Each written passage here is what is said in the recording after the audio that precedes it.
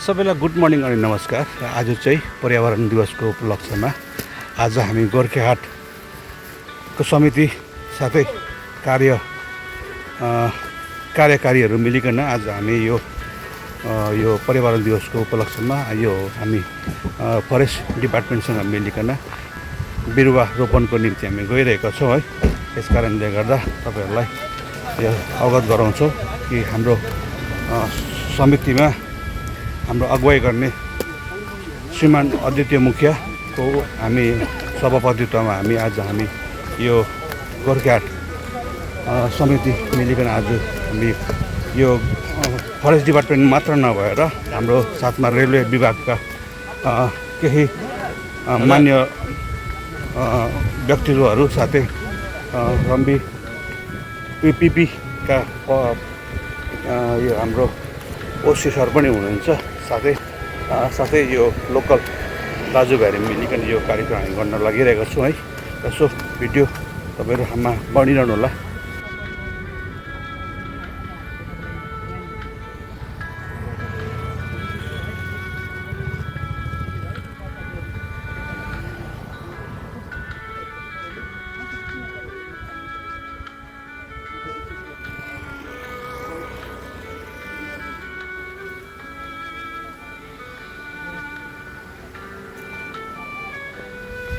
र अहिले चाहिँ हामी रिल्स पार्क जो रेङ गाउँदेखि केही माथि रिल्स पार्क भनेर यो पार्क बनाइएको छ फरेस्ट डिपार्टमेन्टद्वारा। त्यहाँनिर चाहिँ आज हामी बिरुवा रोपनको निम्ति हामी फरेस्ट डिपार्टमेन्ट साथै रेलवे विभागका केही मान्य व्यक्तिहरू साथै पुलिस प्रशासनका मान्य व्यक्तित्वहरू मिलिकन साथै यो गोर्खेहाट सञ्चालन समिति मिलिकन आज हामी यो बिरुवा रोपनको उपलक्ष्यमा आज यो पर्यावरण दिवसको उपलक्ष्यमा आज हामी यो बिरुवा रोपनको निम्ति हामी गइरहेका छौँ, भेला भएका छौँ। त्यस कारणले गर्दा आज हामी यो केही तलतिर गएर बिरुवाहरू रोप्ने आज हामी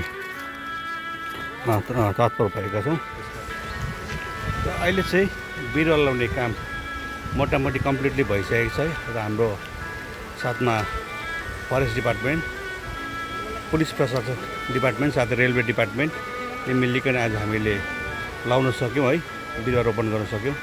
सो तपाईँ देख्न सक्नुहुन्छ साथै केही व्यक्तित्वहरू यहाँ पनि छ आफ्नो यो योगदानहरू दिएर।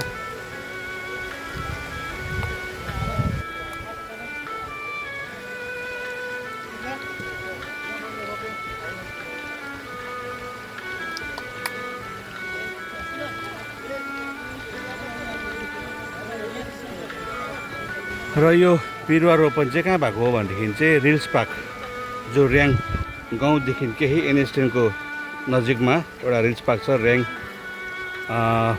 यो फरेस्ट एरियामा।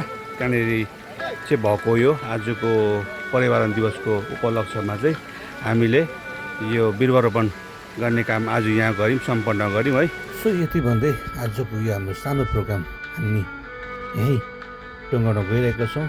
सो सम्पूर्णलाई नमस्कार भन्दै यो भिडियोको अन्त गर्दछु। सबैलाई धन्यवाद।